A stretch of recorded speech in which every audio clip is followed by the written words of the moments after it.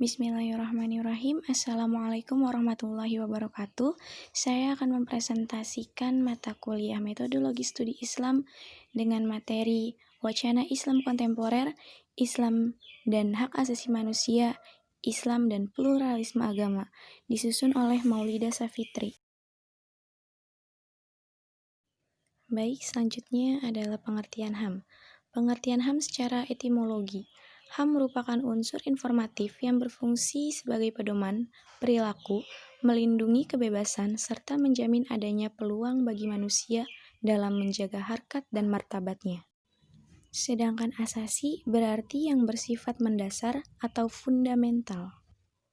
Dengan demikian, hak asasi manusia adalah hak yang paling mendasar yang dimiliki manusia sebagai fitrah, sehingga tak seorang pun dapat menginterferensinya. Kemudian adalah prinsip hak asasi manusia. Yang pertama, hak melindungi terhadap jiwa atau hak hidup.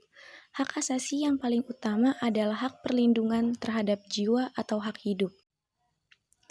Al-Quran menjelaskan dalam Quran Surat Al-Ma'idah ayat 32 yang artinya, barang siapa yang membunuh seseorang manusia, bukan karena orang lain itu membunuh orang lain, atau bukan karena membuat kerusakan di muka bumi, maka seakan-akan dia telah membunuh manusia seluruhnya. Yang kedua, hak perlindungan keyakinan. Perlindungan keyakinan ini dituangkan dalam ajaran agama yang didasarkan pada firman Allah Subhanahu wa Ta'ala yang artinya untukmu agamamu dan untukku agamaku. Yang ketiga, hak perlindungan terhadap akal pikiran.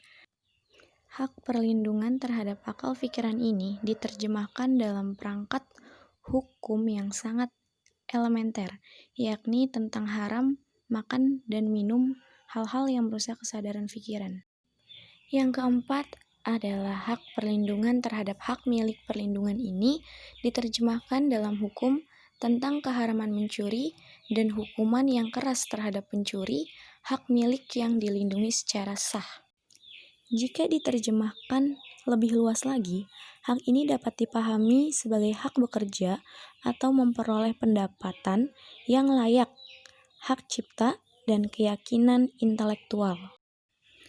Yang kelima adalah hak berkeluarga atau hak memperoleh keturunan dan mempertahankan nama baik.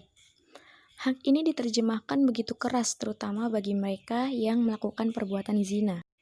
Orang yang menuduh seseorang berbuat zina haruslah membuktikan dengan bukti 4 orang saksi. Jika tidak terbukti, maka seseorang itu tidak dapat dipersalahkan. Pengertian pluralisme. Pluralisme berasal dari kata pluralis yang berarti jamak atau lebih dari satu. Di kalangan umat Islam, wacana pluralisme ini dipahami berbeda-beda. Salah satunya adalah pluralisme dianggap sebuah paham yang sesat, sebab wacana itu lahir dari Barat atau Kristen. Dan sebagian yang lain memahami bahwa pluralisme merupakan hukum Tuhan atau sunatullah, karena Islam meyakini adanya prinsip-prinsip pluralisme yang sebagaimana terdapat dalam Al-Quran.